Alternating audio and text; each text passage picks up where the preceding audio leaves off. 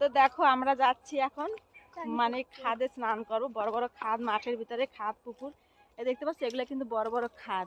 তো এগুলো গভীর গভীর খাদ, এগুলো স্নান করবো না। ওই সামনে একটা মাঠের ভিতরে একটা ছোট একটা খাদ আছে, ওইটার ভিতরে স্নান করবো। কেন পুকুরে হোক খাদে হোক স্নান করাটা মজাই আলাদা। তো চলো তোমরা কে কে ভালোবাসো স্নান করতে চলে আসো আমাদের সঙ্গে। হ্যাঁ ওটা জলটা কিন্তু ঘোলা, ওইখানটা পরি স্নান করে, ওইখানটা পরি স্নান করে। হ্যাঁ গো ওইখানে পরি স্নান করে। তো আমরা এখন যাচ্ছি স্নান করতে। আর সঙ্গে এটা আমাদের আছে মেয়ে কাকা মানা।